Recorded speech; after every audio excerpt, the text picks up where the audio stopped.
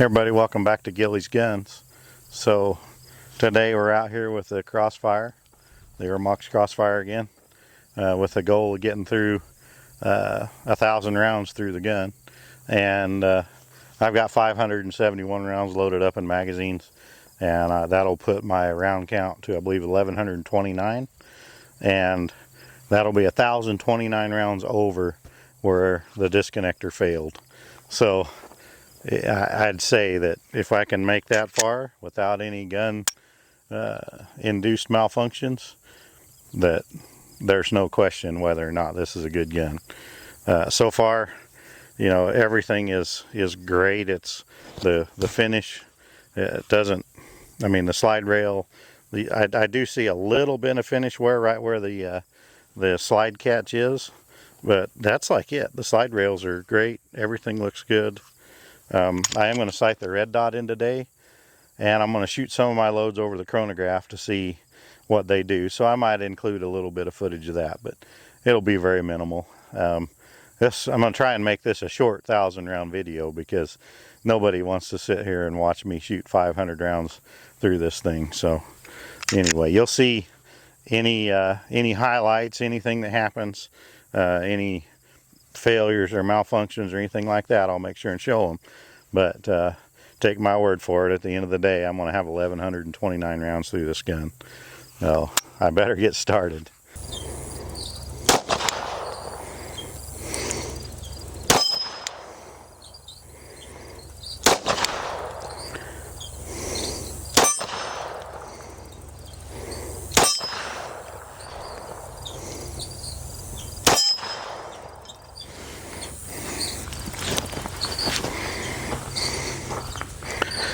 Alright guys, so these are averaging about 1150 for a 124 grain bullet, so that's actually fairly hot reload, and gun seems to be handling them fine.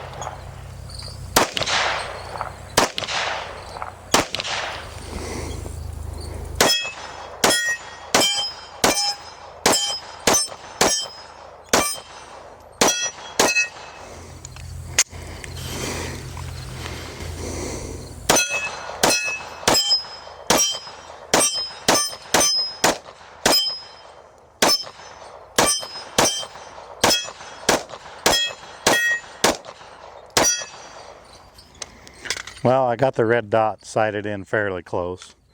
It's about 1.5 inches low, but I can deal with that. I'm going to try for some golf balls. Starting with that one on the left. Now we'll try the one stuck on the board. There we go. And I am having some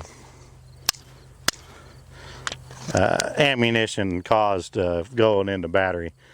I think my bullet seated just a little bit too long, but sometimes you got to tap it in. There we go. Tell you what, it's a shooter.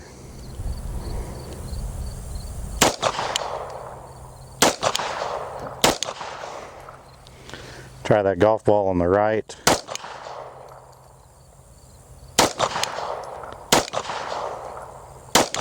Well, I'm going all around it in it. Try for that golf ball in the middle. Got it. Got the one to the left. And the one on the far left, I'm just not getting it.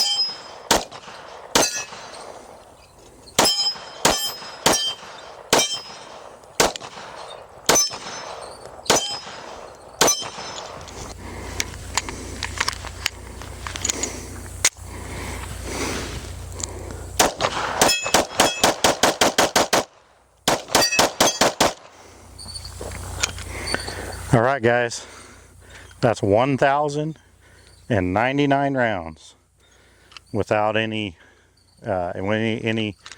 additional failure. So I wanted to get 1,000 rounds past that 100 mark where the disconnector had issues, and one more round and we're past that. So I've got 2 magazines left today, and this is going to put me to 1,129 rounds. These are 115 grain Remington green and white box.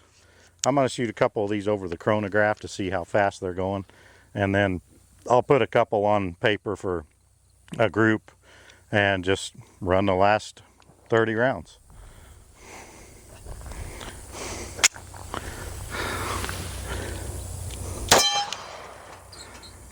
$11.20, $11.25, $11.18,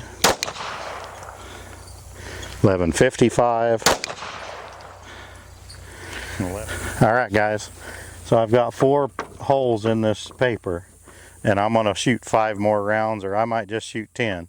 What I got left in the magazine. We'll see how it groups right here. 10-yard group on paper. Here we go.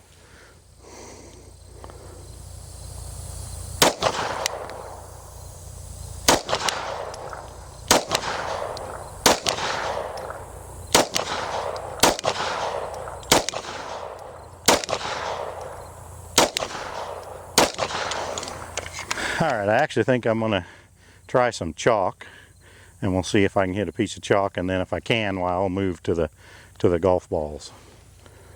Starting on the top left. It's out of there. Next one down. Gone. Bottom one. I hit it. So, tell you what, the crossfire is accurate. If you do your part, it does it. So let's try chalk on the right. Start at the top.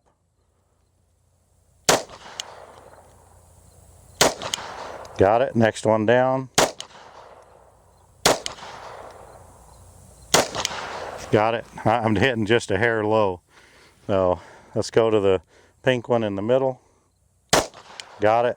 Next one down, the blue one. I hit close to it. I'm hitting all around it, knocking chalk off of it. All right, I'm going to try a golf ball. Let's go for that top left golf ball. I don't have many rounds left. Oh, that was hit and I missed it. All right, guys, well, there you've got the official 1,000 round mark passed in the crossfire.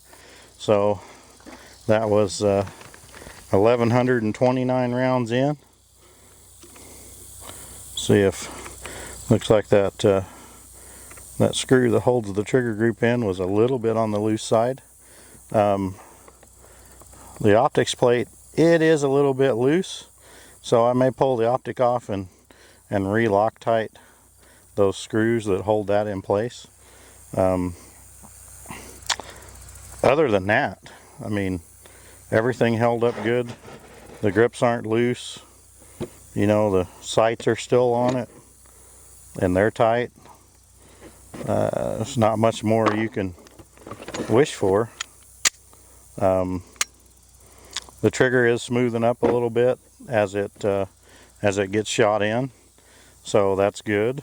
But I'll probably try and fit an aftermarket trigger into it at some point just to see if I can do it. And I would like the trigger to be down around 3 or 3.5 pounds, because this is not going to be a carry gun for me. This is just a fun range toy. I'm not a big advocate of red dots on handguns, but I do like to have one around for folks to try if somebody wants to come out and do some shooting.